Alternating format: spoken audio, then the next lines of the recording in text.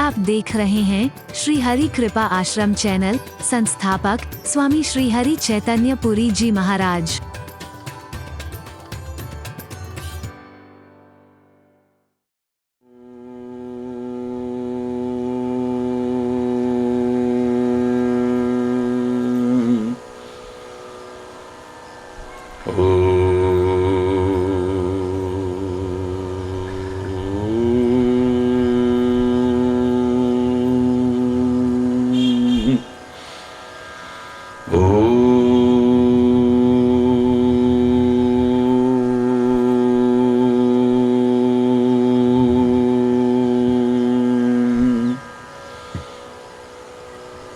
यनमायावशवर्ते विश्वमखिलम्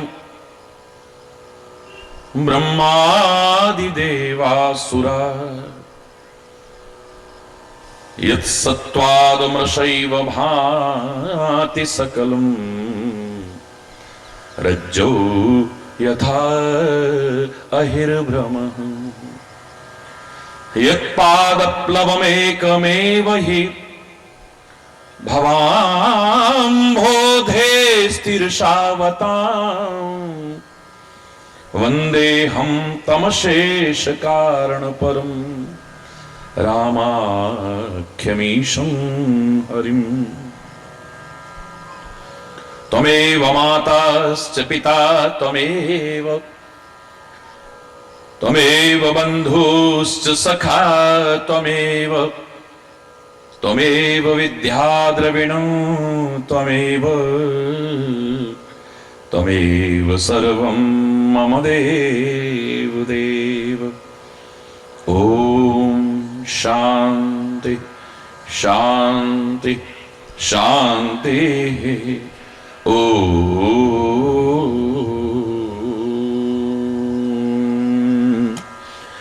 चैतन्यं शाश्वतं शान्तं व्योमातीतं निरञ्जनं नादबिन्दुकलातीतं तस्मै श्रीगुरुवे नमः। तस्मै श्रीगुरवे नमः। ॐ शान्ति शान्ति शान्तिः। ॐ या देवी सर्वभूतेषु शक्तिरूपेण संस्थिता नमस्तस्यै नमस्तस्यै नमस्तस्यै नमो नमः। ॐ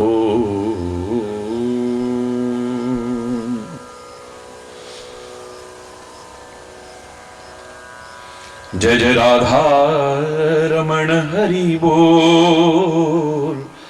जय जय राधा रमण हरि बोल। जय जय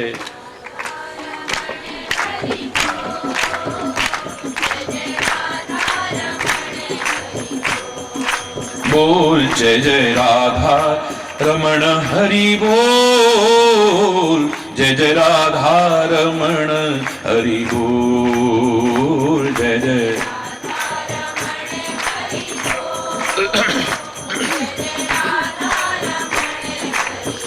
राधा रमण हरि बोल।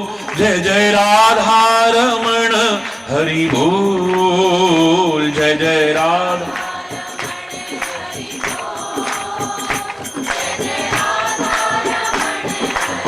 राधा रमण हरि बोल। जय जय राधा रमण हरि बोल। बोल जय जय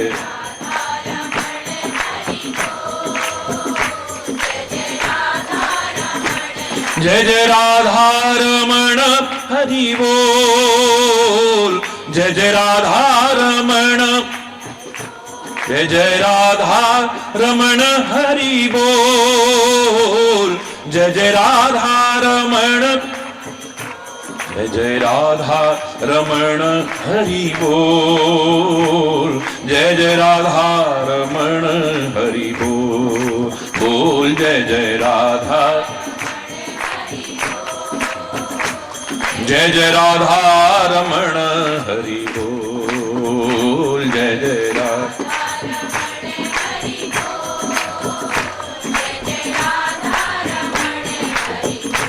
हरि बोल हरि बोल,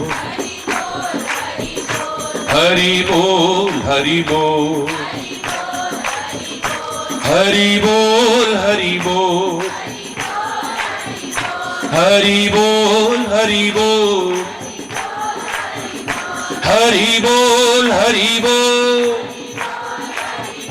हरि बोल हरि बोल, हरि बोल हरि बोल, हरि बोल हरि बोल, जय जय राधा हरि बोल, ओ जय जय राधा रमण हरि बोल, जय जय राधा रमण हरि बोल, जय जय राधा,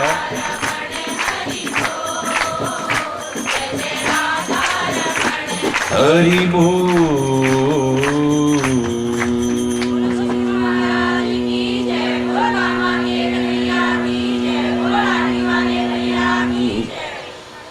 हरि बोल, हरि बोल।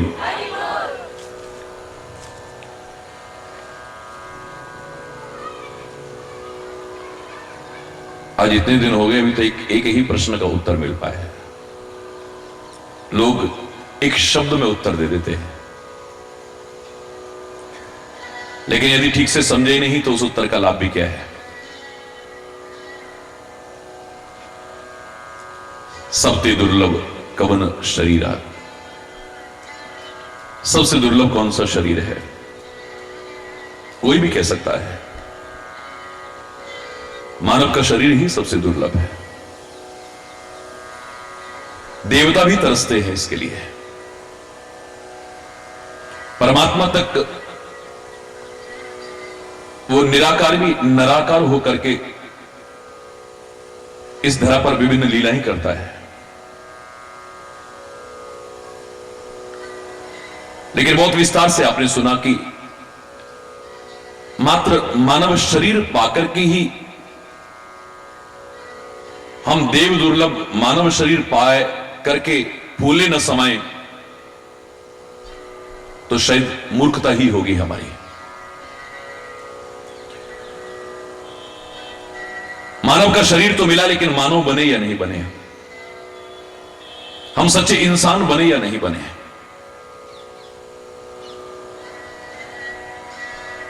हमारे साथ ये पंक्ति तो नहीं जुड़ती है कि मनुष्य रूपेण मृगाश्च चरन्ति, मनुष्य रूप में अवश्य हैं लेकिन पशुतुल्य विचरण कर रहे हैं, तो मानव तो नहीं हुए वो।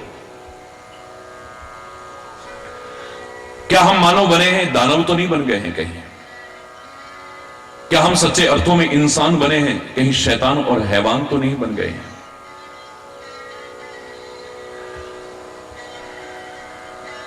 मैंने यहां तक कहने में संकोच नहीं किया कि अगर परमात्मा भी कहे कि हरि चैतन्य तुम्हें देवता बना देते हैं, तो मैं क्षमा चाहते हुए कहूंगा कि ऐ मेरे परमपिता परमात्मा, मुझे देव नहीं बनना है। मैं देवों का सम्मान करता था, कर रहा हूं और आगे भी करूंगा, लोगों को भी प्रेरणा दूंगा, लेकिन मुझे देव नहीं बनना है। तो क्या तुम्हें कम लग रहा है तो देवराज इंद्र बना देते हैं? तो फिर भी मैं क्षमा मांगते हुए कहता कि मुझे देवराज इंद्र भी नहीं बनना है। मैं इन सबका सम्मान करता था, कर रहा हूं और आगे भी करूंगा और प्रेरणा देता रहूंगा सबको। लेकिन मैं जानता हूं इतिहास सामने है, इन्होंने कितने उठतों को गिराया होगा। उठतों को गिराने वाला देवता तो क्या, देवराज इंद्र भी मुझे मत बनाना, लेकिन किसी गिरते हुए को उठा करके अपने हृदय से लगाने वाला एक सच्चा मानव बना देना बस। मानव देह पाकर के हम सब कुछ बने हैं, लेकिन मानव बने हैं या नहीं, इंसान बने नहीं, अंतरात्मा में खोजते रहना, तब कहने को लिए ये ठीक रहेगा कि दुर्लभ हो मानुषो देहि। मानुष देहि बहुत दुर्लभ है। फिर फिर कहेंगे कि देवता भी तरसते हैं इस मानव शरीर के लिए। अगर इसे पाकर के कोई आतंकवादी बना है तो उसके लिए कहां देवता तरसते होंगे। कोई शैतान बना है, हैवान बना है, ये देव दुर्लभ कैसे हो सकता है। कोई गुंडा बना है, लुच्चा लफंगा बना है, बदमाश बना है, कुकर्मी बना है, अधर्मी बना है, कौन कह सकता है कि इसके लिए देवता तरसते होंगे। नहीं नहीं, हरगिज भी नहीं। हरि चैतन्य जैसों को मजबूर होकर के क्यों कहना पड़ता है कि मानव की देह बहुत मिली है लोगों को, पर अब तो मजहब कोई ऐसा भी चलाया जाए जिसमें इंसान को इंसान बनाया जाए। हम हिंदू बने हैं, मुसलमान बने हैं, सिख बने हैं, ईसाई बने हैं, जैन बने हैं, बौद्ध बने हैं, पारसी बने हैं, लेकिन एक सच्चे इंसान बने हैं या नहीं, अंतरात्मा में झांकते रहें। यह व्यवधान पैदा कर रहा है कुछ लोगों को। गमला इधर कर दीजिए। हरि बोल, और जोर से बोलिए, और जोर से बोलिए। बस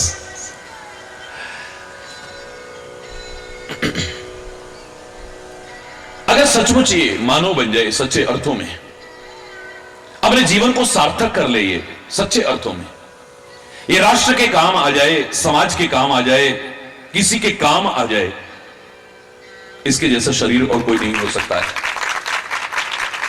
इसे पाकर के इसका खाली भोग न करे, खाली उपभोग न करे, खाली उपयोग न करे, अगर सदुपयोग करता है, दुरुपयोग कदाचित नहीं करता है, दुर्लभ है ये शरीर। फिर देव तरसते हैं इस मानव देह को पाने के लिए। हरि बोल, जोर से बोलना। और अगर अच्छा नहीं जी रहा है मानव बनकर के भी, तो हमसे तो फिर वानर के रूप में मेरा हनुमान कहीं श्रेष्ठ है, ऋक्ष के शरीर में मेरा जामवंत कहीं श्रेष्ठ है। परमात्मा की भक्ति करता हुआ, सद्मार्ग पर चलता हुआ और औरों को चलाने की कोशिश करता हुआ कौए के शरीर में मेरा कागभूषुंडी कहीं श्रेष्ठ है। महाराणा प्रताप का साथ निभा करके अपने वतन के काम आ जाए तो इंसान तो क्या, वो चेतक घोड़ा भी कहीं श्रेष्ठ हो सकता है।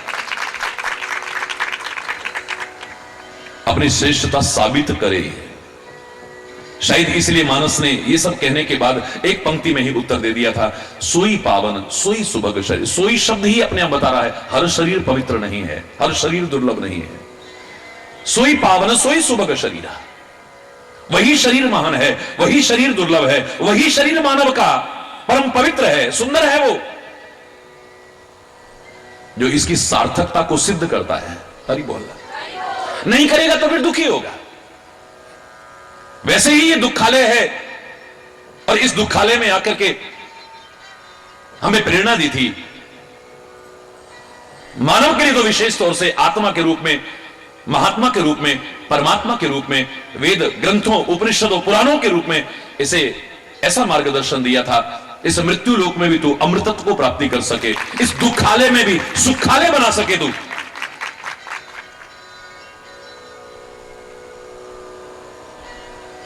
अपनी जड़ता को दूर करके चैतन्यता अपनी जागृत कर सके तो सुखी हो सके और उनको सुखी करने लायक बन सके। लेकिन दुखी हो रहा है। तो अगला प्रश्न हमारा प्रारंभ हुआ था, क्या संसार का सबसे बड़ा दुख क्या है? दरिद्र के बराबर, दरिद्रता के बराबर और कोई दुख नहीं हो सकता है, सबसे बड़ा दुख है। तो दरिद्रता का तात्पर्य क्या है? धन के अभाव के रूप में भी हम आते हैं दरिद्रता को, लेकिन धन का अभाव सबसे बड़ा दुख हो सकता है। सबसे बड़ा दुख मैं नहीं मानने को तैयार, क्योंकि दुख का अपोजिट है सुख। अगर धन का अभाव सबसे बड़ा दुख है तो धन का मिल जाना तो सबसे बड़ा सुख होना चाहिए था ना। लेकिन कितना धन पाकर के भी लोग दुखी हैं, ये सामने दिख रहा है। सब कुछ मिल गया है लेकिन जो चाहते हैं वो नहीं मिल रहा है। सब कुछ पाकर के भी ऐसे लगता है अभी कुछ अभाव है, और दारिद्र्य अभाव का ही नाम है।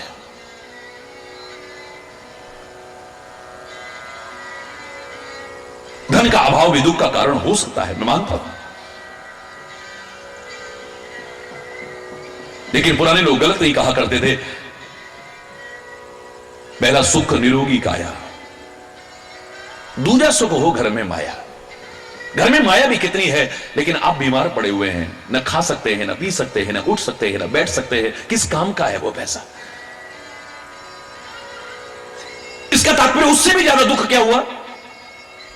ये रोग, ये शोक, ये भय, ये चिंता, ये परेशानियां तो धन के होते हुए भी दूर नहीं हो पा रही हैं। सब कुछ नहीं कर सकता है ये धन। ये तुम्हें दवाई दिला सकता है, जीवन नहीं दिला सकता है। तुम्हें पकवान दिला सकता है अच्छे से अच्छे, लेकिन प्राकृतिक भूख नहीं दिला सकता है। तुम्हें दवाइयां दिला सकता है, लेकिन जिंदगी नहीं दिला सकता है। तुम्हें मकान दे सकता है, सुख सुविधा के साधन दे सकता है, लेकिन सुखी नहीं कर सकता है। ये अच्छी से अच्छी मूर्तियां दिला सकता है पैसा, लेकिन भगवान नहीं दिला सकता है। नौकर दिला सकता है, लेकिन सेवक नहीं दिला सकता है। हरि बोलना। बड़े से बड़े गायक, बड़े से बड़े विद्वान, बड़े से बड़े कथावाचक बुला सकता है ये पैसा, लेकिन संत नहीं बुला सकता है, सदगुरु को नहीं बुला सकता है।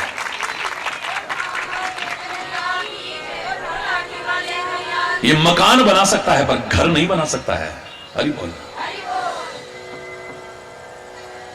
सामर्थ्य होनी चाहिए, 500 कमरों का भी मकान बना लो, पूरा इलाका घेरो, ऐसा बना लो, लेकिन तुम मकान बना सकते हो, घर नहीं बना सकते। घर में और मकान में there is lots and lots of difference. घर उसे कहते हैं जहां लोग प्यार से मिलकर के रहते हैं। 500 कमरे भी हों, लेकिन घर के 5 सदस्य भी मिलकर के न रहें, आपस में लड़ते झगड़ते रहें, कलेश रहे, अशांति रहे, वो भी काटने को दौड़ता है, वो मकान भी काटने को दौड़ता है। छोटी सी झोपड़ी में भी, बिल्कुल गंदे नाले के किनारे पर रहने वाला भी, वो कहता है ये मेरा घर है, ये मेरा घर है। और आपस में 5 तो क्या 50-50 लोग मिलकर के रह जाते हैं, हंसते खेलते मिलते हैं, कूदते फांदते दिखते हैं। घर बनना चाहिए, खाली मकान नहीं, जहां लोग मिलकर के, दिल से मिलकर के प्यार से रह सकते हैं। मैंने क्या कहा था, एक पंक्ति में अंतर कहा था घर और मकान में। A house is build by hands but A home is build by hearts. मकान इन हाथों से बनता है, हाथों से कमा के लाते हो, हाथों से मजदूर और मिस्त्री काम करते हैं, इसमें हाथों की भूमिका ज्यादा है। जिसमें हाथों की भूमिका ज्यादा होती है वो मकान बनता है, लेकिन जिसमें दिल की भूमिका ज्यादा होती है वो घर बन जाता है। हरि बोल।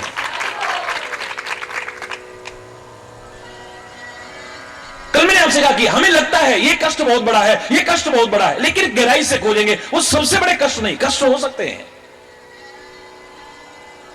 वासुदेव जरा कष्टम, ये जरा भी बहुत बड़ा कष्ट है। जरा माने व्याधि भी है, जरा माने वृद्धावस्था भी है, बहुत बड़ा कष्ट है। कष्टम निर्धन जीवनम, गांव वाले की भाषा आ रही है, देखो आप। वो कहता था पहला सुख निरोगी काया, दूसरा सुख हो घर में माया। बिल्कुल वही क्रम आ रहा है। पुत्र शोको महाकष्टम, पुत्र का शोक महान कष्ट है। ऐसा नहीं कि शरीर से ही चला जाए, वैसे भी अगर हमसे अलग हो जाए और हम उसके प्रति मोह रखते हैं, आसक्ति रखते हैं, बहुत दुख होता है। अरे बोलना, मुझे लगता है पुत्र का दुनिया से किसी का, भगवान किसी का न जाए, दुनिया से जाना या अपने से अलग हो जाना, यह दुख का कारण नहीं है। उसके प्रति जो आसक्ति थी वो दुख का कारण है, महाकष्ट है। और कष्टात कष्टतरं क्षुधा, भूख उससे भी भयानक कष्ट है। कुछ अच्छा नहीं लगता है भाई, जिंदगी सबको अच्छी लगती है, लेकिन देखो देश भर में कितने लोग आत्महत्या जैसा घोर अपराध भी करते हैं, पेट नहीं भर पा रहे अपना, अपने परिवार का। आज मैं देख रहा था देहरादून में 10 लोगों के परिवार ने सामूहिक रूप से अपने जीवन लीला को समाप्त किया। क्यों? पता लगा जी बड़े कर्जे में थे, खाने को भी नहीं था, बच्चों को भूख से बिलबिलाते नहीं देख पाए, मौत को गले लगा लिया है।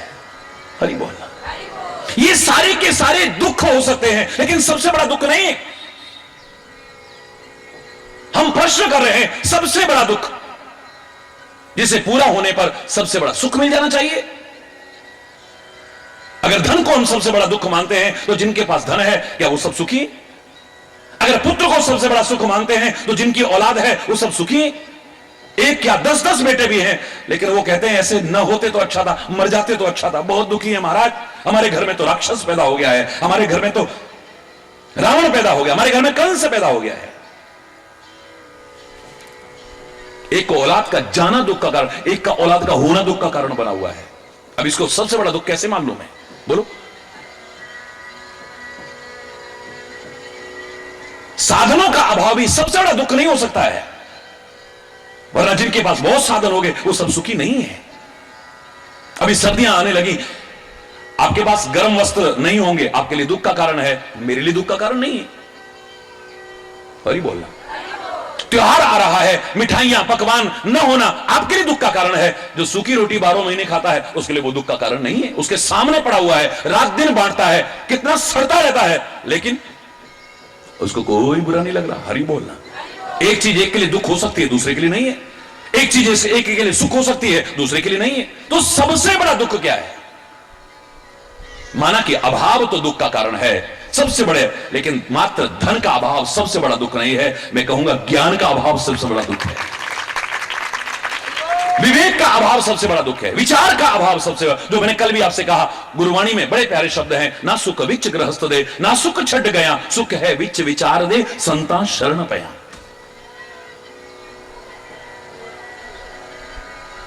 जहां विचार है वहीं सुख है। जहां जिस हालत में है आदमी वहां भी सुखी हो सकता है, वरना कितना भी होता जाए, कितना भी, वो दुखी रहेगा। सब कुछ होने के बाद भी दुखी है, क्योंकि कुछ ना कुछ अभी कमी खल रही है, मुझे अभाव खल रहा है।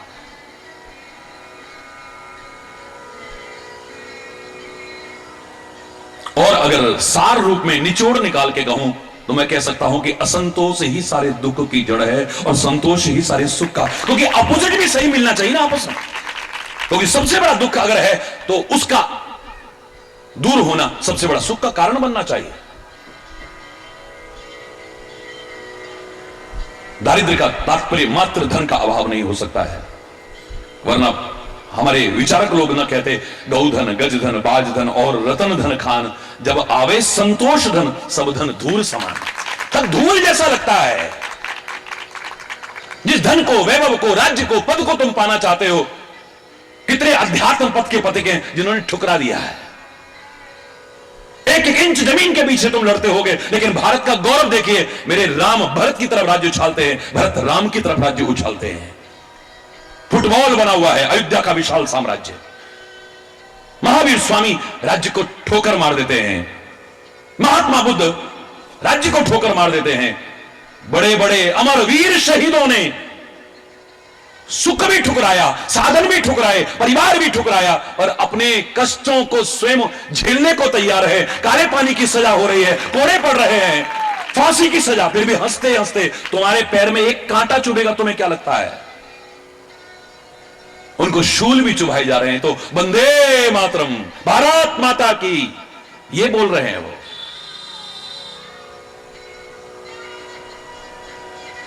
सिख पंथ के गुरुओं का इतिहास पढ़ते हैं तो सामने सामने देखिए आप, गरम गरम तवों के ऊपर रखा जा रहा है, ऊपर से गरम गरम खौलते हुए बालू डाली जा रही है उनके ऊपर। हम गरम जमीन पर पैर रखते हैं, हमारी जान निकल जाती है, उनकी क्या दशा होती होगी। उसके बाद एक बार उफ नहीं की है। वतन है और धर्म है, इसके अलावा कुछ नहीं है सामने। गुरु गोविंद सिंह के बच्चों को दीवार में जिंदा चिनाया जा रहा है, लेकिन एक बार उफ नहीं की है। मौत को सामने देख करके अच्छों की हालत खराब हो जाती है। लेकिन दोनों भाइयों में आपस में बहस हो रही है, पहले मैं मरूं पहले तू। हरि बोल। क्योंकि वो छोटा है ना, दीवार पहले ऊपर तक आने लगी है। ये बड़ा है ना भाई, इसकी दीवार अभी यहीं तक आई है, रोने लग गया है। क्या मेरे मुंह में रो रहे हो, मेरे प्यार में रो रहे हो भैया? बोले नहीं, दुनिया में मैं पहले आया, लेकिन तू बलिदान पहले हो जाएगा, इस बात से रोना आ रहा है। काश ये पहले बलिदानी का मौका मेरे को मिलता, कितना बड़ा सौभाग्य होता मेरा। एक व्यक्ति अपने पुत्र की मृत्यु पर रो रहा है, एक कह रहा है कि एक नहीं ऐसे कितने पुत्र होते, मैं न्यौछावर कर देती। भगत सिंह की मां ने क्या कहा था? भगत सिंह के साथी गए, उस मां के दर्शन करे जिसने ऐसा लाल पैदा करा है। जाकर के चरणों में प्रणाम करा तो उसकी आंख में आंसू देखे हैं, बर्दाश्त नहीं हुआ। वापिस लौटने लगे, बोले ये भगत सिंह की मां नहीं हो सकती है।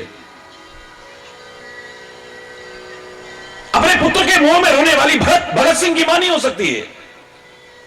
क्षमा चाहते हैं मां, हम तो तुमको क्या समझे थे, लेकिन तुम तो पुत्र मोह में अंधी हुई पड़ी हो, रो रही हो, बिलक रही हो।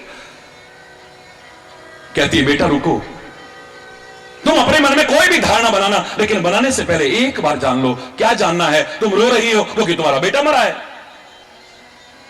बोले बेटा यही तुम्हें भ्रम है, मैं रो रही हूं लेकिन भगत सिंह के मरने के कारण नहीं रो रही हूं, मैं अपनी कोख के कारण रो रही हूं। मेरी कोख कितनी छोटी है, एक भगत सिंह पैदा करा, ज्यादा होते तो देश जल्दी आजाद हो जाता, सबको कुर्बान कर देती, मैं हंसते हंसते कुर्बान कर देती इस वतन के लिए, एक के लिए। पुत्र का जाना इतना दुखद है, उसकी जिंदगी ही बिल्कुल ऐसे लगता खत्म हो गई है। एक कह रही है मेरे और भी होते तो कुर्बान कर देती। हरि बोलना, क्या दुख का कारण है? सबसे बड़ा दुख क्या हो सकता है? बोलिए। असंतोषो ही दारिद्र, बोलो। संतोष परमम धनम, संतोष यही सबसे बड़ा दुख सुख है। भक्ति का क्रम तो है ही, आठम जथा लाभ संतोषा, सेटिस्फैक्शन है, सब कुछ है और आपको सेल्फ सेटिस्फैक्शन नहीं है, आत्मसंतुष्टि नहीं है, सब कुछ होने पे भी बेकार लगेगा, सब बेकार लगता है। और मैं आपको दावे से कह दूं, हर आदमी कह देगा, जिसको देखो मैं बहुत दुखी हूं, मैं बहुत दुखी हूं, मेरे जैसा दुखी तो कोई, जिससे पूछोगे आप, उसे अपना दुख ही सबसे बड़ा लगता है। अपने से बड़े दुखियों को देखोगे, लगोगे हमारा कोई दुख नहीं है, कुछ भी नहीं है उसके सामने।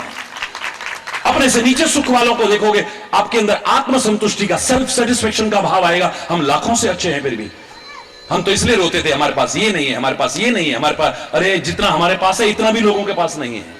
आगे बढ़ने के उपाय करना, खूब तरक्की करना, लेकिन संतोष अगर नहीं है, कितना भी हो गया दुखी रहोगे। और बहुत से दुख तो हम जानबूझ करके मोल लेते हैं। एक संत की कोई निंदा भी कर रहा है, उसे दुख नहीं हो रहा है, हरि बोल। उसकी कोई प्रशंसा कर रहा है, उसे कोई अभिमान नहीं आ गया है कि हाँ भाई मेरे को माला पहना दी, मेरी जय जयकार कर रहे हैं, गुरु महाराज की जय, करोड़ों लोग जय जयकार भी करें, उसे कोई फर्क नहीं पड़ता है। और असंख्य लोग उसकी आलोचना भी करने लग जाएं, तीखे वचन भी कहने शुरू कर दें, उसे कोई फर्क नहीं, लेकिन तुम्हें जरा सा कुछ कह देता है, चुभ जाता है, तुम्हारी हालत खराब हो जाती है।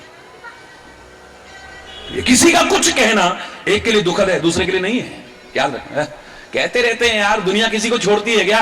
वो ऐसे कह देता है, ये भगवान को नहीं छोड़ती, महापुरुषों को नहीं छोड़ती, हमें छोड़ेगी?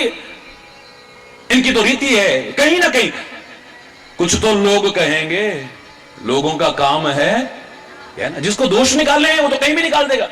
मर्यादा पुरुषोत्तम श्री राम के जीवन में से जब दोष निकाल सकते हैं लोग, दोष दृष्टि होने के कारण, वहां दोष नहीं। काहे के मर्यादा पुरुषोत्तम बाली को चुपके मार दिया? काहे के मर्यादा पुरुषोत्तम गर्भवती सीता को जंगलों में भटकने को छोड़ दिया? काहे के मर्यादा पुरुषोत्तम शंभू का वध कर दिया? तपस्या ही तो कर रहा था बेचारा। दोष निकालना चाहोगे तो कहीं से निकालोगे, हरि बोलना। आंख पर अगर नीला चश्मा लगा लोगे ना, सामने कितना भी सफेद वस्त्र वाला बैठा हो, आपको नीले ही नजर आएंगे। काला चश्मा लगाओगे, काले ही नजर आएंगे। ये तो आपके ऊपर है, कैसी दृष्टि से देखते हैं। सृष्टि में दोष नहीं है, हमारी दृष्टि में दोष है। यूं कर लो, अब एक के दो नजर आ रहे हैं। एक कैमरा भी दो नजर आ रहा है, कैमरा चलाने वाले भी दो नजर, लोग भी बोलो ना, ये देखो ऐसे करो जरा। अब महाराज जी दो नहीं है, महाराज जी एक ही है, लेकिन आपको ऐसे ऐसे दबाओ जरा सा, अब आपको दो नजर आएंगे। दो ऐसे नहीं, ऐसे करके जरा सा। अब दोष कहां है? ये मेरे में है, नजर सामने आ रहा है।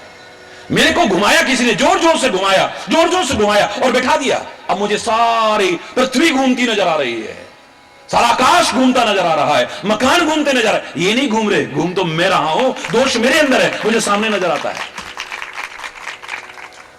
और ये आप कितना भी कैसा जीवन जी लो, जिसने कमियां निकालनी है वो निकाल के दिखा देगा 2 मिनट में। किसी ने बड़ा अच्छा प्रोग्राम करा, खाली किस लिए? क्योंकि गांव का एक आदमी हर किसी के आयोजन में से कमियां निकालता था। बोले अब निकाल के दिखा। दूर दूर से हलवाई बुलाए, बड़ी सुंदर व्यवस्था कराई, भोजन में भी चांदी के थाल, ये और वो, दुनिया भर का एयर कंडीशन व्यवस्था पूरी की पूरी। ऐसे ऐसे पकवान जो नाम भी नहीं सुने लोगों ने, बड़ा सुंदर। और ज्यादा लोग नहीं बुलाए, कहीं कमी ना रह जाए। 10 लोग बुलाए, खाली 10 गांवों के प्रमुख जो मुखिया थे 10 लोग बुला लिए, एक उसको भी बुलाया। एक एक आदमी के पास 4-4 लोग खड़े कर दिए। कोई ना कहे हमारे पास तो दाल खत्म हो गई थी, दाल नहीं मिली, हमारे पास हलवा खत्म हो गया था, हलवा नहीं मिला, देखा हम तो देखते ही रह गए। कोई कमी ना निकाल, 4 लोग खड़े हैं, एक आदमी जाएगा तुरंत दूसरा है, तो कोई कमी हो दूसरा चले जाओ, तीसरा चले जाओ, चौथा चले, 4 लोग खड़े हुए। लोग वाह वाह करने, अरे भैया ऐसी पार्टी तो ना कभी हुई ना कभी होगी, कमाल कर दिया यार। हमारे गांव में ऐसा, सब बड़ाई करते हुए जब अंत में जाने लगे, सब उसकी तरफ देखते हैं क्योंकि हर आयोजन में से कमी निकालता था। यूं करके इशारे करके जान मुझ गए, लेकिन कमी थी नहीं, निकालेगा कहां से? उसे लगा यार ये तो अपनी इंसल्ट हो गई। तो दरवाजे पर जब पहुंचा तो आखिर में जब देखा उसने कोई कमी नहीं निकाल पा रहा है, तो आयोजन करने वाले की हिम्मत बढ़ गई। उसने कहा कहो बेटा, बड़ी कमी निकालते थे, हमने इसलिए आयोजन करा, आज कोई कमी निकाल के देखा? 30 मार्क का समुदाय, अरे चांदी के बर्तन क्या है, पत्तल में भी तो काम चल सकता था, स्टील की थाली में भी इतना सब करने की क्या जरूरत थी? और 4-4 लोग खोपड़ी पे खड़े कर दिए, 4-4 लोग, अरे 4-4 लोग खोपड़ी में, आदमी खाएगा क्या शर्म के मारे? इतना भी ठीक नहीं होता है, इतना भी ठीक नहीं होता। कमी वहां भी निकाल दी, जब कमी निकालनी है तो निकाल दो, इतना भी ठीक नहीं होता है। हरी बोल। वो पुरानी कहावत है ना, बाप और बेटा दोनों जा रहे थे घोड़े पे चढ़ के, लोगों ने अरे वे कितने निर्दयी हैं, देखो शर्म नहीं आती है लोगों को, बेजुबान पशु पे, बेजान नहीं है बेजुबान है, इतना वजन लाद के जा रहे हैं। बाप बोला बेटा देखो दुनिया क्या, पिताजी बहुत दूर जाना है, गर्मी है, बैठो और चल दो, दुनिया को मत देखो ना। बेटा दुनिया भी देखनी पड़ती है। ठीक है पिताजी, फिर आप बैठे रहो, मैं पैदल चलता हूं।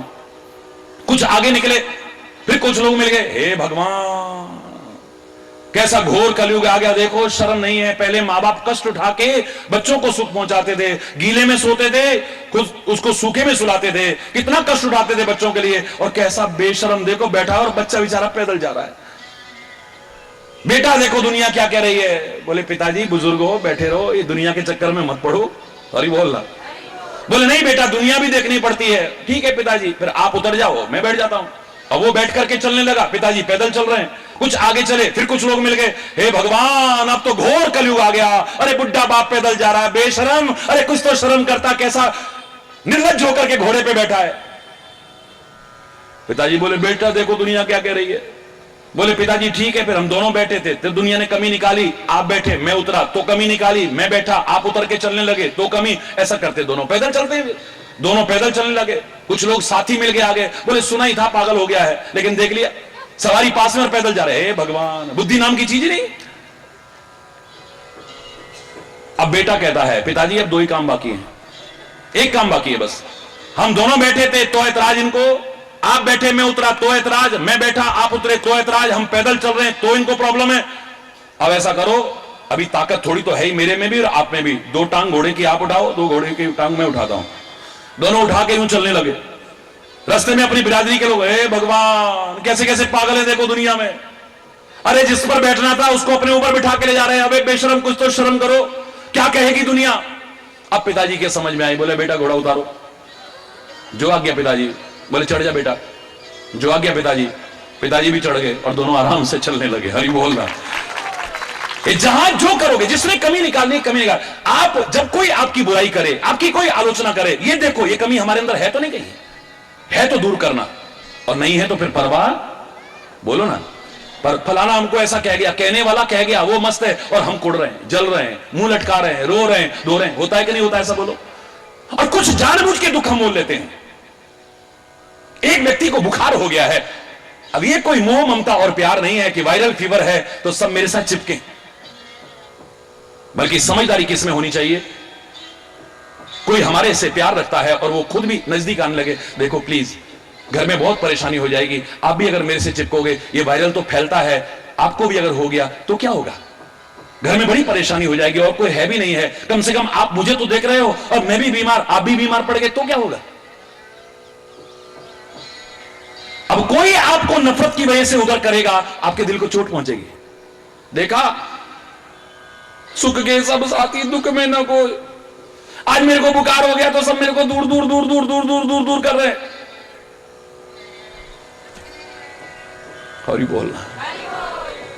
और शीतला हो गई है और झड़ने लगी है तो फैलती है, एक दूसरे को फैलेगी फिर। क्यों पुराने जमाने में रखा जाता था? शीतला के मंदिर भी गांव से बाहर बनाए जाते थे, यह सिखाने के लिए कि उस रोगी को थोड़ा दूर रखो।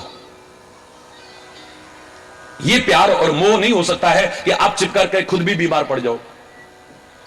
एक व्यक्ति को टीबी हो गई है, यह बड़ा सौभाग्य है कि देखो कोई नफरत करने वाला नहीं है। पुराने जमाने में डाल देते थे उधर भवाली में सैनिटोरियम में जाकर के पड़ा है अपना, कोई देखने वाला नहीं होता था। कितने लोग अपनी जिंदगी ऐसी, अब इलाज हो गया है, घबराओ मत, घर में बैठे बैठे इलाज हो सकता है। लेकिन क्या हमारा उत्तरदायित्व तो नहीं बनता हम जहां तहां ना थूकें? जरा किसी ने कह दिया तो एकदम से रोना धोना शुरू कर दिया, अब हमें बुरा लग गया है, हम दुखी हो रहे हैं। क्यों? क्योंकि हम अज्ञानी हैं, हम अविवेकी हैं, हम अविचारी हैं। अगर हमारे अंदर विचार होगा, विवेक होगा, ज्ञान होगा तो हम ऐसी नौबत आएंगे, सब हमसे प्यार तो करेंगे, कोई नफरत नहीं करेगा हमसे। जानबूझ के चिपक रहे हैं अब, तो धीरे धीरे जो चिपकेंगे सामने वाले, फिर उनसे भी थोड़ा दूरी बनाना शुरू करेंगे। क्या होगा फिर? फैलेगा तो क्या होगा? बोलो, क्या सावधानी रखना अच्छी बात नहीं है? बोलो ना। किसी को कुष्ठ रोग हो रहा है और चू रहा है, किसी से नफरत नहीं करनी चाहिए। भगवान पता नहीं किसके साथ कब क्या हो जाए, किसी से नफरत मत करो दुखी लोग देख करके। लेकिन आप नफरत नहीं करते, इसका प्रमाण यही तो नहीं है कि उसके हाथ का खाए कोई? यह प्रमाण देने की तो आवश्यकता नहीं है। अगर कोई नफरत करता है तो आपको भी चोट पहुंचेगी। बेहतर है आप ही, बल्कि कोई कहे भी तो भी थोड़ा सा इस तरह का परहेज रखो, किसी को बुरा ही ना लगे। कई दुख तो हम जानबूझ के मोल लेते हैं, जानबूझ करके है, और दुखी होते रहते हैं, रोते रहते हैं, कुड़ते रहते हैं, जलते रहते हैं। फलाने ने हमसे ये कह दिया, फलाने से हमसे ये कह दिया। जहां विचार होगा, जहां विवेक होगा, जहां ज्ञान होगा, मैं दावे से कह रहा हूं आधे से ज्यादा दुख तो हमारे अपने आप दूर हो जाएंगे। आधे से ज्यादा दुख दूर हो जाएंगे। किसी ने आप पर कृपा करके एक सहायता का भाव रख के आपको देखा कि आप बड़े परेशान हो, अपने यहां पर एक कमरा दे दिया। अब आपने क्या करा? उसको अपना ही समझने लग गए। भाई सावधानी रहो, यहां तक तो अपना समझो, इसको कोई नुकसान ना पहुंचे यहां तक तो अपना समझो, उसको कोई किसी प्रकार की क्षति ना हो, साफ सफाई हो, यहां तक तो अपना समझो। लेकिन तुम मालिक ही बन बैठे। अब कभी वो कहे कि भाई अब देखो बहुत दिन हो गए, हमने जितना आपके लिए करा, अब आप इसको खाली कर दीजिए। अब रोना धोना चिल्लाना हो रहा, हरी बोलना, जोर से बोलो ना। ये क्या है? बड़े दुखी हो रहे हैं, हर एक के सामने बुराई, देखा हमको निकलने का, अरे क्या हो गया? चीज उसकी है, तुम्हारी तो नहीं है ना। जबरदस्ती के कई दुख हम मोल ले लेते हैं और दुखी होते रहते हैं, कुड़ते हैं, जलते हैं, क्रोधित होते हैं, परेशान रहते हैं। अगर जहां विचार आ जाएगा, जहां विवेक आ जाएगा, जहां ज्ञान आ जाएगा, आधे से ज्यादा दुख हमारे दूर हो जाएंगे, दावे से कह रहा हूं। और आप अच्छा व्यवहार करोगे तो कोई तुम्हें निकालने को राजी नहीं होगा। बोलो, हरी बोलना। फिर अपनी कमी नहीं देखता आदमी, मेरा स्वभाव क्या है, मेरा कैरेक्टर क्या है, मेरा चिंतन क्या है, मेरा आचरण क्या है, उसको नहीं देखेगा। मुझसे ऐसा कह दिया, मुझसे ऐसा कह दिया, मुझसे ऐसा कह दिया। क्यों नहीं कह सकते तुमसे अगर कमी है तो? खासतौर से वो जो तुम्हारा हित चाहते हैं, क्यों नहीं कह सकते हैं तुमसे? क्यों नहीं कह सकते? जरा जरा बात में हमारे मुंह लटक जाते हैं। हर सुख सुविधा होते हुए, हर साधन होते हुए, हर खुशी का माहौल होते हुए, जिसमें सब मस्त हैं, लेकिन हम कुड़ रहे हैं, जल रहे हैं, दुखी हैं, पीड़ित हैं, उदास हैं, गमगीन हैं। अभाव दुख का कारण है, लेकिन धन का अभाव दुख का कारण सबसे बड़ा दुख नहीं हो सकता है। ज्ञान का अभाव सबसे बड़ा दुख है, विचार का अभाव सबसे बड़ा दुख है, विवेक का अभाव सबसे बड़ा दुख है, और संतोष का अभाव सबसे बड़ा दुख है। याद रखना, सेटिस्फैक्शन। अगर संतुष्टि ना हुई, कितना भी पाकर के आप दुखी रहोगे। और संतोष हुआ, कुछ न भी हुआ तो भी आप उन साधनों के अभाव में भी हमेशा प्रसन्न रहना सीख जाओगे। हरि बोल। संत मिलन सम सुख जग नाई, ये भाव कौन देगा हमें? आधे से ज्यादा दुख जो विचार के अभाव में हमारे अंदर डेरा डाले हुए थे, उनको दूर करने वाला कौन होगा? संत ही तो होगा। तो इसलिए कहा कि संत का मिलना भी समझो कि सुख का मिलना है। दुख दूर हो जाएंगे आप। बेवजह परेशान, बेवजह बहुत सारे तो दुख हमारे ऐसे हैं जिनका कोई, तुम्हारी जैसी समान स्थिति में दूसरा मस्त घूम रहा है और तुम रोई जा रहे हो। तुम्हारी जैसी स्थिति में कभी भी अवलोकन करने की कोशिश करो, गलत तुलनात्मक अध्ययन तो करते हो, कभी उससे तुलना करो कि सेम पोजीशन हमारे जैसी, और हो सकता है हमसे भी बदतर हो, लेकिन वो मस्त है और हम रोए जा रहे हैं। और रोज रात दिन रोने की आदत हो गई ना, कोई तुम्हें पास बैठाना पसंद नहीं करेगा। मजबूरी में अगर आके उसके पास बैठोगे भी ना, ऊपर से चाहे कि आ गया यार, फिर ये अपना रोना धोना शुरू कर देगा बेवजह। इतना समझाया इसको, इसके समझ में नहीं आता है।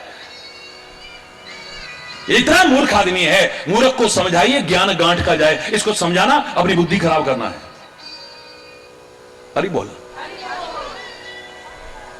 संत मिलन सम सुख जग नाही। संत अगर आपको मिल गया है कोई भी, समझ लेना कि सुख का मार्ग आपको मिल गया है। साधु के मिलने पर, दुष्ट के मिलने पर आपके अंदर विभिन्न प्रकार की परेशानियां भी आ सकती हैं, उलझने भी आ सकती हैं, चिंताएं भी आ सकती हैं, आपके काम बिगड़ भी सकते हैं। संत के मिलने पर काम बनेंगे, और कोई कहे हमारा नहीं बना तो बिगड़ेगा नहीं कम से कम। साधु तो होए ना कार्य, कार्य की हानि नहीं होगी, अच्छा ही अच्छा होगा, आपका लाभ ही लाभ होगा, शुभ ही शुभ होगा, मंगलमय ही मंगलमय होगा। उसके मंगलमय दर्शन, उसका मंगलमय उपदेश, प्रेरणादायी उसका मंगलमय आचरण, उसकी मंगलमय शुभ कामनाएं, मंगलमय शुभ आशीष, इन सबको पा लिया ना, समझो शुभ ही शुभ है, लाभ ही लाभ है। हानि तो हो ही नहीं सकती, अशुभ हो ही नहीं सकता है, मंगल ही मंगल होगा, अमंगल नहीं होगा। संत का मिल जाना, सुख का मार्ग प्रारंभ हो गया है। लेकिन सुख कब मिलेगा? जब सत्संग हो जाएगा, यानी संत का संग हो जाएगा। बीच में अगर जरा सी भी दीवार रही तो, किसी ने कहा इस डिब्बी में पारस है, और एक व्यक्ति ने मुंह मांगी कीमत देकर के उस डिब्बी को खरीद लिया। सुना था पारस तो लोहे को सोना बनाता है, मुंह मांगी कीमत देकर के उसको खरीद के ले चल। रास्ते में गया, कहने लगा अबे मेरे को उल्लू बना दिया, पारस तो लोहे को सोना बनाता है और लोहे की डिब्बी में रखा है, वो पारस कैसे हो सकता है? हरि बोल रहा, बोलो, लोहे की डिब्बी में रखा हुआ है, पारस कैसे हो सकता है? वापिस आया, उठपटांग बकने लगा, गुस्से में आकर के मेरे पैसे वापिस कर, तूने मुझे धोखा दिया है। उन्होंने कहा ले पैसे वापिस, जा यहां से। कहला तूने धोखा क्यों दिया? बोले मैंने धोखा नहीं दिया, धोखा तो अब खाया है तूने, इतनी कीमती चीज छोड़ के जा रहा है। लोहे की डिब्बी में पारस रखा और लोहे की डिब्बी सोने की ना बने, ऐसा कैसे हो सकता है? इसका तात्पर्य तेरा पारस नकली है। उसने कहा एक सेकंड ठहर जा जरा, अब मैं तेरे को देने वाला तो हूं नहीं, लेकिन देख के जा जरा। उसने डिब्बी खोली, क्या देखता है? कागज में एक छोटा सा पत्थर का टुकड़ा है। उसने कागज निकाल के बाहर फेंका, कागज निकाल करके फेंका, और उस पत्थर को अभी डिब्बी में रख ही रहा था, अभी छूते ही पहले ही सोने की बन गई वो। अब उसका दिमाग से अरे भैया भैया ये पैसे ले लो और बाकी पैसे और ले लो, जितने भी आपको चाहिए, लेकिन ये मुझे दो। बोले अब नहीं मिलेगा तेरे, अब तुझे ये नहीं मिलेगा। बोले तू ये नहीं समझा कि लोहा पारस के पास रह करके भी सोना नहीं बना है, आखिर इसकी क्या वजह? सीधा सीधा वजह नकली नहीं है पारस। लोहे और पारस के बीच में अगर हल्की सी भी दीवार है, चाहे वो कागज की क्यों ना हो, उसे स्वर्ण नहीं बनने देगी। ऐसे ही संत पारस से बढ़कर के हैं, पारस में और संत में बड़ो अंतरो जान, वो लोहा कंचन करे, ये करे आप समान। ये तो अपने जैसा बना देते हैं, लेकिन तुम नहीं बन पाए। इसका तात्पर्य संत नकली नहीं है। हमेशा कहीं अपनी कमी खोजो। हमारे और संत के बीच में कोई दीवार तो नहीं है, छल की, कपट की, ढोंग की, पाखंड की, आडंबर की, गलत आचरण की, गलत चिंतन की, कोई दीवार तो नहीं है बीच में। एक बार उस दीवार को हटा के देखना, जिंदगी समझ जाएगी तुम्हारी, वरना साथ रह करके भी लाभ से वंचित रहोगे। हरि बोल। फलाना इतना संतों के साथ रहता है, फिर भी ना उसका खान पान बदला, ना उसकी सोच बदली, ना उसकी बोली बदली, ना उसका स्वभाव बदला, ना उसका आचरण बदला। महाराज जी क्या कारण हो सकता है? किसी ने पूछा, मैंने यही उदाहरण सुनाया था। है साथ में ही, लेकिन लोहे का लोहा ही रहा, दीवार है बीच में। हटाओ उस दीवार को, फिर देखो जिंदगी समझ जाएगी, दमक जाएगी तुम्हारी जिंदगी, चमक जाएगी तुम्हारी जिंदगी। हरि बोल।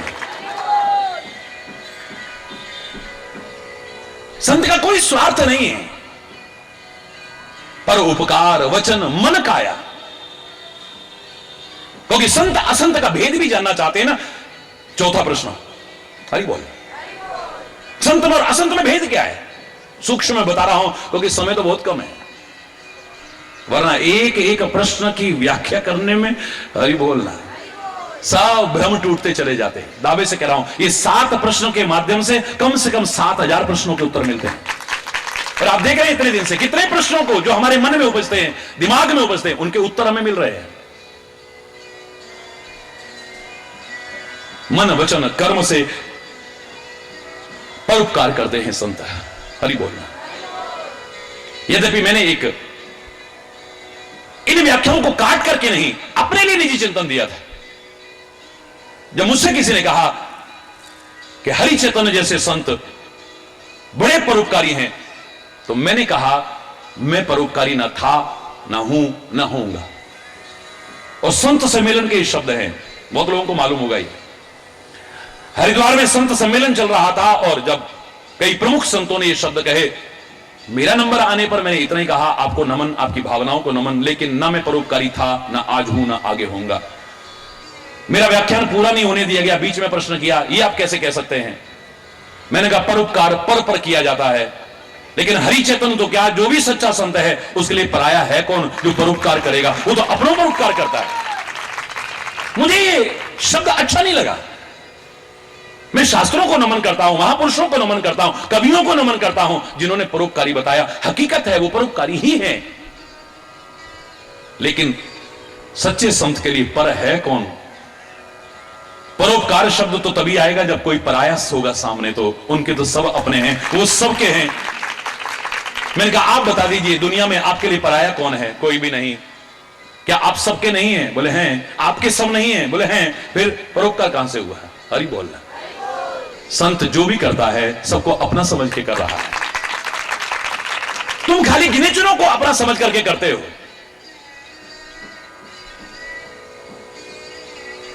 और वहां से जब तुम्हारा अपेक्षित व्यवहार नहीं मिलता है तो आपको दुख होता है। देखा हमने उसके लिए इतना करा और उसने हमारे साथ ऐसा करा, हमने उसके लिए इतना करा, उसने हमारे साथ ऐसा करा, हमने उसके लिए इतना करा, उसने हमारे साथ। देखा जब जरूरत पड़ी तब हमारे पास ही आया था, आज हमको देखते ही बस मुंह घुमा के चल देता है, अब तो देखता भी नहीं हमारी तरफ। हरि बोलना। गिने चुनों के लिए स्वार्थ प्रेरित जब आप करते थे तो जो आप अपेक्षित व्यवहार रखते थे वो न मिलने पर आपको दुख होता है। इसलिए वो परोपकार की श्रेणी में नहीं है। परोपकार तो उसी को कहेंगे जो करके भूल दिया जाए, मतलब नेकी कर और कुएं में डाल। परोपकार की श्रेणी में वही आ सकता है जहां पर किसी प्रकार की कोई कामना नहीं है वापस। अगर कोई कामना हुई और उसके प्रतिकूल व्यवहार मिला, आपको बड़ी ठेस पहुंचेगी, आपको दुख होगा। हरि बोल। तो मन से, वचन से, कर्म से सबका उपकार करते हैं संत। ये उनका सहज स्वभाव है। ये कोई नहीं जानबूझ के करते होंगे कि गाल देख के थप्पड़ मारते हो, इसका भला कर दो, उसका भला कर दो। अरे वो तो भला करने वाले का, भला चाहने वाले का, और बुरा करने वाले का और बुरा चाहने वाले का भी भला चाहते हैं। बीच बाजार में खड़ा कर दिया जाए कबीर को, क्या कहेगा? कबीरा खड़ा बाजार में सबकी मांगे खैर, ना काहू सो दोस्ती, ना काहू सो वैर। सबका भला चाहता है। नानक नाम चढ़दी कला, तेरे पाणे सर्वत्र दा भला। सर्वे भवन्तु सुखिनः, सर्वे सन्तु निरामया, सर्वे भद्राणि पश्यन्तु मां कश्चित् दुःख वा। वो सबका भला चाहते हैं, सब पर उपकार करते हैं, उनका कोई स्वार्थ नहीं है। आप अपनों अपनों के लिए करोगे। अंधा बांटे रेवड़ी, अपनों अपनों को दे। हरि बोलना, जोर से बोलो ना। लेकिन इनके पराया कौन है? तो इनके सहज स्वभाव है। जैसे सूर्य भगवान का कोई भक्त हो या कोई सूर्य की निंदा भी करता हो, जैसे सूर्य के सन्मुख आना चाहिए वैसे अगर आ जाए उसे प्रकाश भी मिलेगा, अंधकार का निवारण भी होगा, ठोकरों से बचेगा। सूर्य भगवान ये नहीं देखेंगे ये मेरे को रोज जल चढ़ाता था और ये नहीं चढ़ाता था। ये सूर्य नमस्कार करता है, ये सूर्य नमस्कार नहीं करता है, बल्कि आलोचना करता है मेरी, बुराई करता है मेरी। सूर्य नहीं देखेगा कभी भी। सबको प्रकाश देता है, सबको अंधकार से उबारता है, सबको ठोकरों से बचाता है। कोई भी उसकी शरण में आए शरण में, ऐसे ही परमात्मा और सदगुरु की शरण में जैसे आना चाहिए। तज मद मोह कपट छल नाना करहूं सद्य ते ही साधु समान। मोह को छोड़ करके, अज्ञान को छोड़ करके, आसक्ति को छोड़ करके आए। तज मद, अहंकार को छोड़ करके आए। विभिन्न प्रकार के जो नशे हैं इनको छोड़ करके आए। ये शराब खाली वही नशे नहीं, कितने नशों में अंधा हुआ पड़ा है, चूर हो रहा है। हरि बोलना। तज मद मोह कपट छल नाना, इन सबको छोड़ करके आए। वो कहते कैसा भी क्यों ना हो उसे तो मैं सज्जन बना देता हूं। और चीजों में फल कम मिलेगा, कितना मिलेगा कोई गारंटी नहीं है, लेकिन सत्संग ऐसा है, 1 सेकंड बाद आप फल देख लो। आप 1 सेकंड में, तीर्थ में नहीं, तीर्थ राज में भी स्नान करोगे, फल कब मिलेगा, कितना मिलेगा कोई गारंटी नहीं, कोई निश्चित मापदंड नहीं है इसका कोई। लेकिन सत्संग के इस तीर्थ राज में, जहां राम भक्ति रूपी गंगा बहती है, जहां विधि निषेधात्मक यमुना जी बहती है, ब्रह्म का प्रचार और प्रसार रूपी सरस्वती बहती है निरंतर। एक डुबकी भी लगा ली ना, ज्यादा देर नहीं, यहां निकलने से पहले पहले जीवन में फल देख लेना आप, यहीं पर फल देख लेना। लाखों करोड़ों लोग कहते जाए और फल मिलेंगे बाद की बात है। एक तो अभी प्रवचन सुनते सुनते फल आ जाएगा। वो क्या आएगा? काक होए पिक बकहू मराला, कौए कोयल बन जाएंगे। बड़ा कर्कश बोलते थे, बड़ा कठोर बोलते थे, बड़ा गंदा बोलते थे। अब यहां पर कोई कुछ भी कह रहे, अरे भैया कोई बात नहीं, कोई बात नहीं, कोई बात नहीं। 1 सेकंड में अंतर आएगा। अगर सत्संग की इस त्रिवेणी में डुबकी लगा ली एक भी, तो खाली आए, मैं बोरी ऐसी रही रही किनारे बैठ, आए और बैठ करके चल दिए, ना कुछ सुना, और सुना तो इधर से सुना इधर निकाल दिया, या चलते चलते मिट्टी नहीं झाड़ी, जो सुना उसी को झाड़ गए। मैं उसकी नहीं कह रहा हूं, एक डुबकी ठीक से लगा ली, दावे से कह रहा हूं। अगर तुम कौए की तरह भी हो, यानी कर्कश बोलते हो, कठोर बोलते हो, कड़वा बोलते हो, न तुम्हारी वाणी में मिठास आ जाए तब कहना, बदल जाएगी एकदम 1 सेकंड में। यह पहला परिवर्तन है। यहां काक होए पिक बकहू मराला, बगुले हंस बन जाते हैं। जो दिखावा करते थे, जो ढोंग करते थे, पाखंड करते थे, दुनिया की निगाह में हम भक्त कहलाएं, दुनिया की निगाह में हम संत कहलाएं, जिनका यही भाव था हम भक्त या संत बने हैं नहीं, इस पर कभी विचार नहीं था। वो दिखावा दूर करके सच्ची संतता को अपने अंदर लाना, सच्ची भक्ति को अपने अंदर लाना शुरू करेंगे। बगुले हंस बन जाएंगे, फिर गंदगी नहीं खाएंगे, उनका खान पान पर भी परिवर्तन आ जाएगा। जैसे बगुला कितना भी ध्यान एकाग्र करता है, लेकिन खाता गंदगी है, हंस नहीं खाता है। हरि बोलना, जोर से बोलो ना। तुम्हारे खान पान में अंतर आ जाएगा, तुम्हारी वाणी में अंतर आ जाएगा, तुम्हारे व्यवहार में अंतर आ जाएगा। ना आ जाए तो कहना, और नहीं आया है इसका तात्पर्य अभी सत्संग की इस त्रिवेणी में डुबकी नहीं लगाई, अधूरा है। हरि बोल, जोर से बोलो। ये संतों का सहज स्वभाव है, सहज स्वभाव। हमारे अधिकांश लोगों के स्वभाव नहीं है। स्वभाव किसे कहते हैं? स्व माने अपना भाव। स्वभाव का तात्पर्य स्व माने अपना भाव। जो अपना भाव है उसको स्वभाव कहते हैं। आपका कोई भाव ही नहीं है, कोई नहीं, अधिकांश लोगों का। क्षमा चाहते हुए कहूंगा, अधिकांश लोगों का स्वभाव नहीं। किसी ने हमारे साथ अच्छा व्यवहार कर दिया, हमारा स्वभाव कुछ और है। जरा किसी ने गलत व्यवहार कर दिया, हमारा स्वभाव कुछ और है। हरि बोलना। जरा हमसे कोई प्रेम से बोल लिया, हमारा स्वभाव कुछ और है। जरा किसी ने वैसा बोल दिया, हमारा स्वभाव कुछ और है। 1 सेकंड में बदल जाते, 1 सेकंड में। किसी ने मान सम्मान कर दिया, हमारा स्वभाव कुछ और है। किसी ने निंदा कर दी, हमारा स्वभाव कुछ और है। हमारे मन के अनुकूल हो गया, हमारा स्वभाव कुछ और है। हमारे मन के जरा प्रतिकूल हो गया, फिर स्वभाव कुछ। हमारी कामना पूरी हो गई तो मैं आम आदमी की नहीं कह रहा, संत गुरु और भगवान के प्रति भी स्वभाव कुछ और है। और जरा हमारा कामना पूरी ना हो तो उनके प्रति भी हमारा स्वभाव कुछ और है। नारद जी नारायण नारायण रखते हैं, लेकिन जरा कामना पूरी नहीं हुई तो उसी नारायण को श्राप दे रहे हैं गुस्से में आके। हरि बोल, तुम्हारे कोई स्वभाव नहीं है।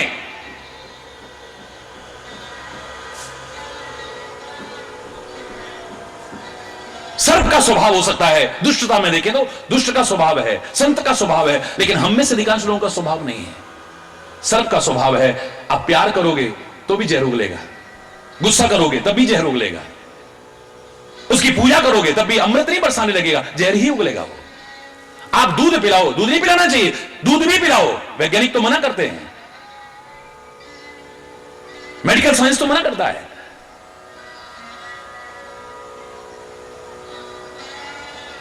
फिर भी जहर ही उगलेगा वो, अमृत नहीं उगलेगा।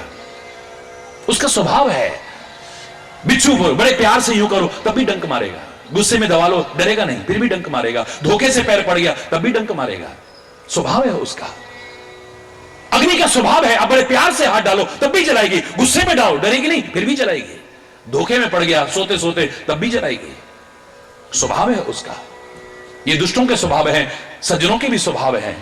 चंदन का स्वभाव है, आप बड़े प्यार से सूंघो तब भी खुशबू है, गुस्से में सूंघो तो बदबू नहीं है फिर भी खुशबू है, आलस में सूंघो तब भी खुशबू है, उसके टुकड़े टुकड़े कर दो फिर भी खुशबू है, जला करके खाक कर देना फिर भी सुगंधी देगा, दुर्गंध नहीं दे सकता, उसका स्वभाव है, स्वभाव है उसका।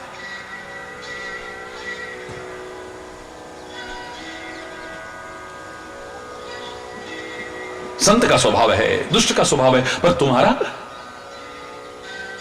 लगता है हम किसी कैटेगरी में है ही नहीं अभी। हरि बोलना, अधिकांश लोग, सबकी नहीं कह रहा मैं, अपने अंदर में झांको। कोई किसी को कोई टिप्पणी नहीं कर रहा है किसी के व्यक्तिगत जीवन पर, किसी को ना अच्छा ना बुरा मानने की आवश्यकता है, क्योंकि व्यक्तिगत जीवन पर टिप्पणी नहीं है, ये तो सबके लिए सामूहिक बात है। हम सबको आत्म अन्वेषण करके समझना चाहिए कि हमारा जीवन कहां जा रहा है। हरि बोल। संत सही दुख परहित लागी, पर दुख है तू असंत अभागी। अंतर जानना चाहते हो संत संत में? बोले संत तो कष्ट पाकर के भी लोगों को सुख पहुंचाना चाहता है, और असंत दूसरों के दुख का कारण बनता है। ये तो उनके दुख निवारण करता है, ये उसका दुख का कारण बनता है। मैंने एक पंक्ति कही थी, याद करो, क्योंकि जो मेरे अपने आप ईश्वर की प्रेरणा से पंक्तियां आती हैं, मुझे खुशी है कि भारतवर्ष का हर विद्वान उन पंक्तियों को कोट करता है अपने प्रवचनों में।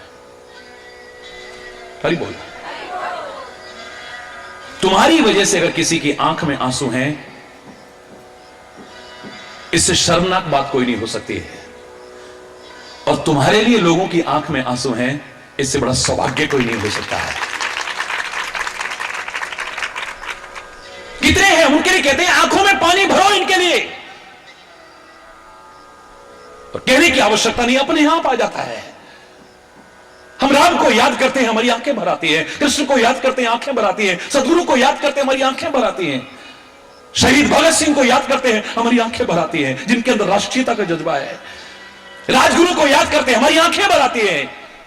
राम प्रसाद बिस्मिल को याद करते हैं, उधम सिंह को याद करते हैं, सुभाष चंद्र बोस को याद करते हैं, महात्मा गांधी को याद करते हैं, उन शहीदों को याद करते हैं, या इनको, ये स्वतंत्रता संग्राम सेनानी यहां पर आए हुए हैं, उनके परिवार से भी यहां मौजूद हैं, इनको नमन करते हुए मैं कहूंगा, जब इनके उन महान कृत्यों को याद करते हैं, हमारी आंखें भर आती हैं। फिर कहने की आवश्यकता नहीं, जरा आंख में भर लो पानी, जो शहीद हुए हैं उनकी जरा याद करो कुर्बानी, कहने की आवश्यकता नहीं पड़ेगी, हमारी आंखें अपने आप भर जाएंगी। जिनके लिए लोगों की आंखों में आंसू हैं, वही जीवन है। जिनकी वजह से लोगों के जीवन में आंखों में आंसू हैं, वो जीवन जीवन नहीं हो सकता है कभी भी। अगर तुम लोगों को दुख के कारण रुला रहे हो, उन्हें कष्ट पहुंचा रहे हो अपने सुख के लिए, संत और असंत में यही अंतर, और क्या जानना चाहते हो?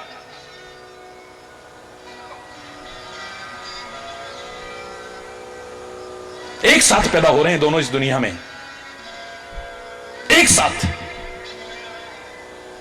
बिल्कुल ऐसे पैदा हो रहे हैं एक साथ, और रहते भी इस दुनिया में एक साथ ही है, अलग अलग नहीं रहते कोई, कि ये असंतों की कॉलोनी हो और ये संतों की कॉलोनी हो, ये दुष्टों की कॉलोनी है, ये सज्जनों की कॉलोनी, ऐसा अभी तक नहीं बनी कहीं पर भी, सब साथ ही रहते हैं। बिल्कुल ऐसे है जैसे गुलाब और कांटे एक ही पौधे पर है, एक साथ पैदा हुए हैं, एक को देख करके मन खुश हो जाता है, हाथ में चाहे कांटे लग जाएं, अपने पास लाने को मन करता है, अपने सीने से लगाने को मन करता है।